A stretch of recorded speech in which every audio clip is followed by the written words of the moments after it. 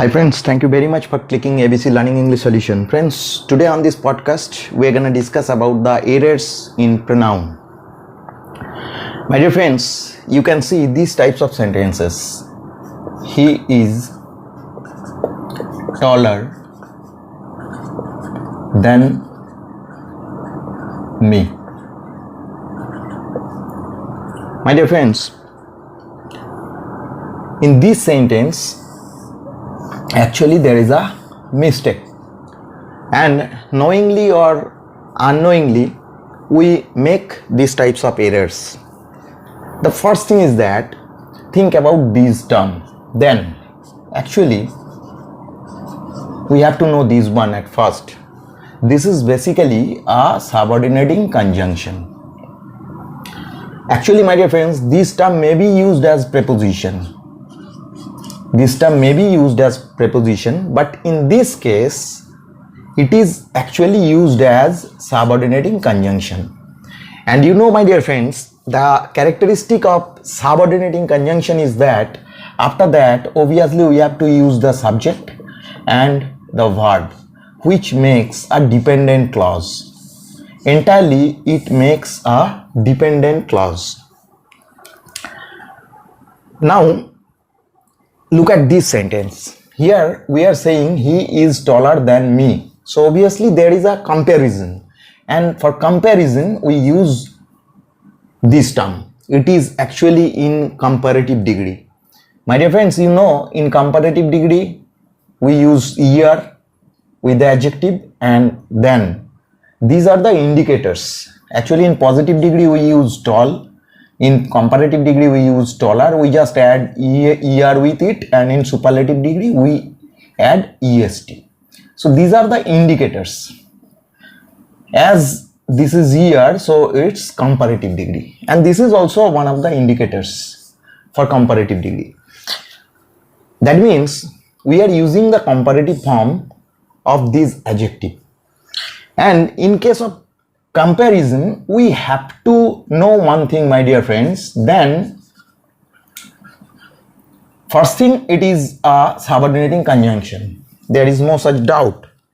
And one thing we must remember, my dear friends, whenever we are using this term for comparison, obviously we have to compare according to this structure. That means subject to be compared with a subject, object to be compared with an object. In case of noun there is no such problem, but in case of pronoun there is a huge problem. But the fact is that we have to compare a subject with that of another subject, and same case with object. This is the most important thing.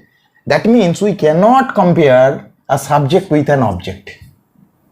We have to remember it always. The same thing here.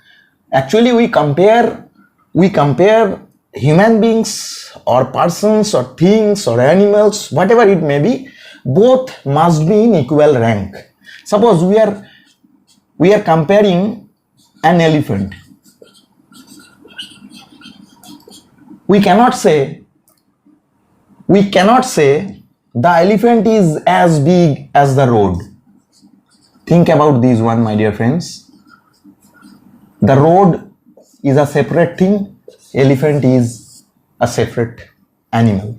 So we have to compare an elephant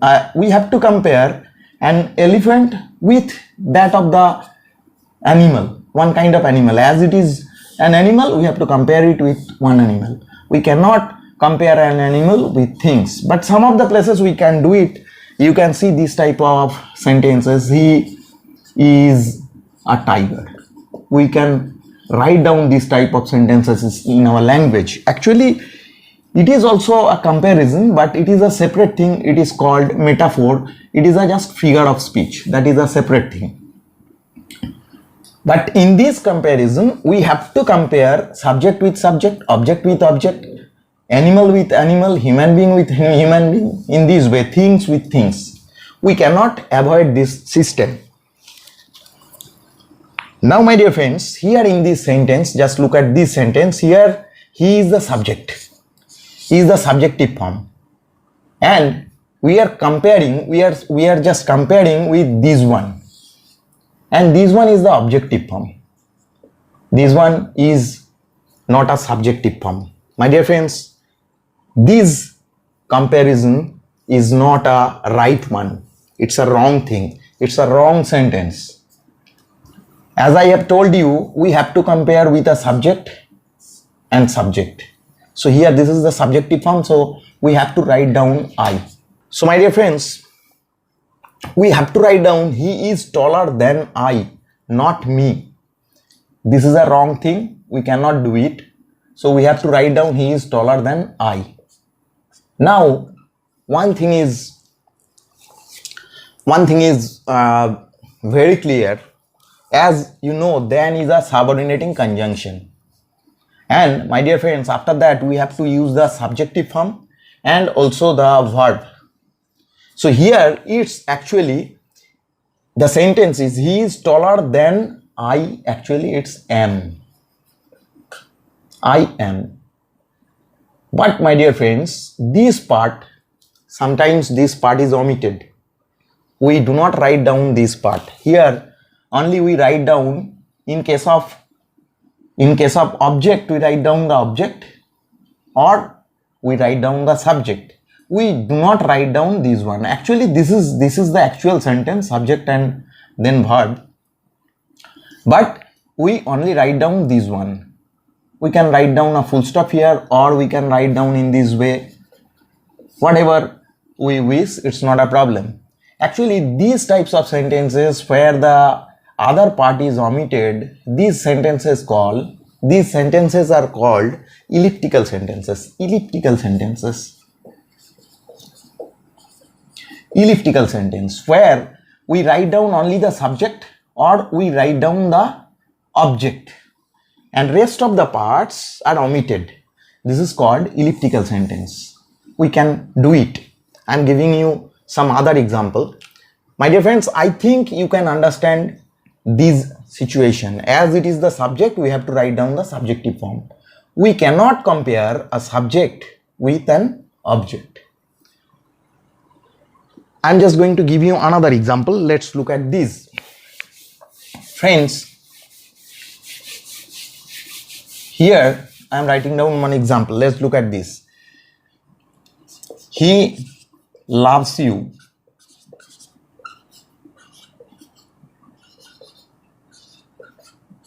more than I, or he loves you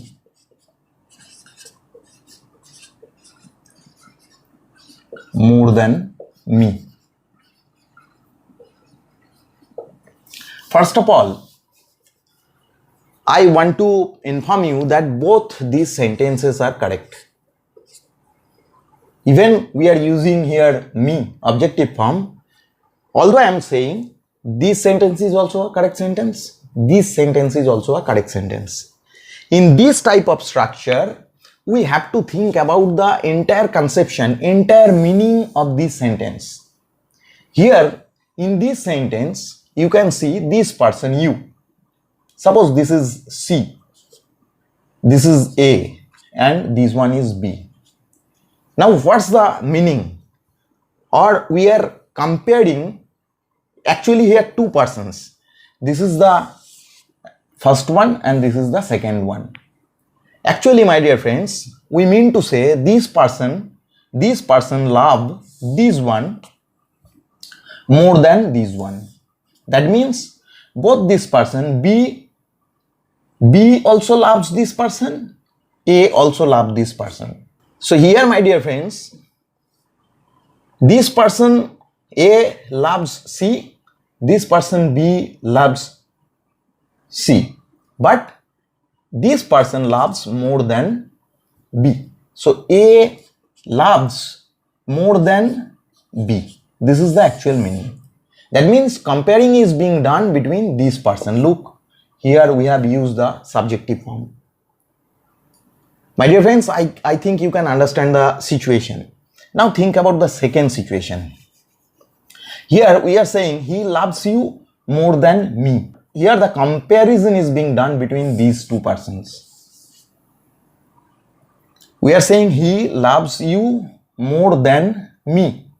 So this person A loves B and C, both B and C, but he loves C more than this one. Suppose this is the A, this is person A, this person is A, and he loves two persons. One is B, another one is C. Suppose the quantity for B this one and quantity for C is this one.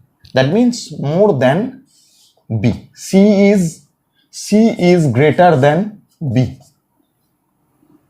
In this sense, you can see, my dear friends, here. So in this sentence, he loves you. This is the subject and this is the object. In this part, this is the subject, this is the verb, and this is the object. And we are comparing this object with that of the object. That's why we have written me. Actually, if we think about the entire sentence, it is actually he loves me. This part is actually, I just told you, elliptical. Here we can write down he loves me. And we are just omitting this subject and the verb and only writing down the object. The actual sentence is he loves you more than he loves me. And we are not writing down this part, we are only writing down this one, me, here. And the sentence is he loves you more than me. Actually, this part is elliptical. This is the inner meaning of this word. Here, this is the only the subject. He loves you more than I. Or actually the sentence is more than I love you. I love you. This is the actual sentence and this part is omitted.